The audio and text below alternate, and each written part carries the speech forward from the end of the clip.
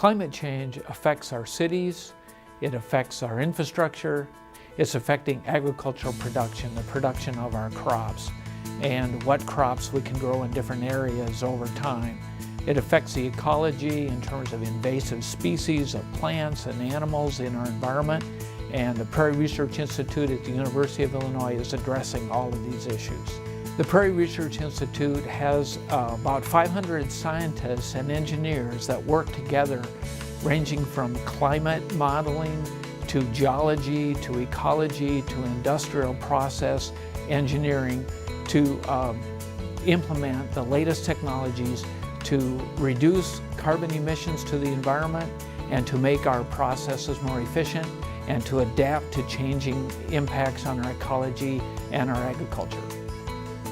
The easiest way to describe the Prairie Research Institute is that it's the home of the Illinois Scientific Surveys. The Illinois State Geologic Survey, the Illinois State Water Survey, the Illinois Natural History Survey, the Illinois State Archaeological Survey, and the Illinois Sustainable Technologies Center. Collectively, we cover the biosphere, the lithosphere, the hydrosphere. The Archaeologic Survey tells us how people lived on their planet in the past, and the Sustainable Technology Center is helping people to live on our planet more sustainably in the future. The scientific surveys in the Institute were founded on the premise many, many years ago that the natural resources of the state needed to be studied and investigated for the benefit and the prosperity of the citizens of Illinois, period. This allows us to develop our objectivity from a long period of time. This objectivity allows us to not only be responsive to environmental issues that occur from day to day, but also us be able to anticipate those needs and develop the scientific research and service programs needed to provide scientific-based information. Many Institute scientists are invited to participate in coalition planning processes as technical advisors. We are invited usually at the beginning of these processes, and this allows us to understand the varied perspectives of the environmental issues that they're trying to address. Our mission is to provide the public with science that will help them deal with the challenges that they face. We focus primarily on the state of Illinois, but our work takes us all over the planet, increasingly. Because Illinois has Chicago and in a major metropolitan area, we have abundant agriculture and natural resources, we are able to test out solutions to our problems here in Illinois, and then we apply them in other cities and nations around the world.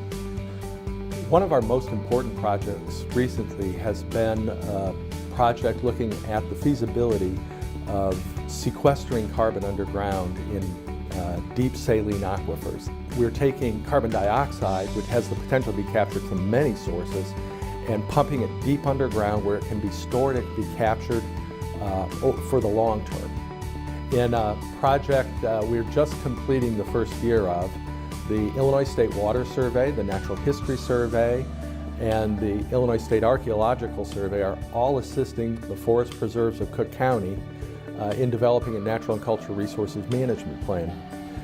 Cook County is a unique situation. It's a county with over 5 million people. They have 69,000 acres of undeveloped lands that are committed to preserving the native biodiversity of Illinois and Cook County. Increasingly, these kinds of situations require multidisciplinary teams, and that's one of the real strengths of the Prairie Research Institute. We have this tremendous breadth of expertise. We have scientists who are used to working together, and we can build multidisciplinary teams to address really complex problems and, frankly, coordinate them centrally. That's a capacity that not many places have. So one of our greatest challenges as a society is going to be figuring out how to grow crops sustainably and at sufficient yields to meet a growing population, and to do that with the changing climate system. We know that the combustion of fossil fuels is greatly increasing carbon dioxide in the atmosphere and increasing global temperatures. So crops in the future are going to have to be adapted to a new environment that they're not currently experiencing.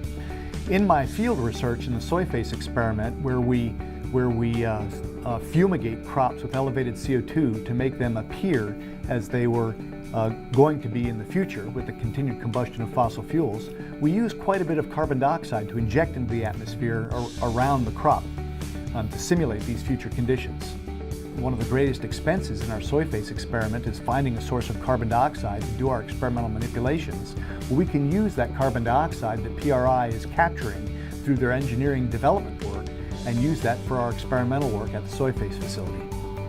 Since our mission is really to assist in driving sustainability within the state of Illinois, we know that it's necessary to become a one-stop shop. This is really critical.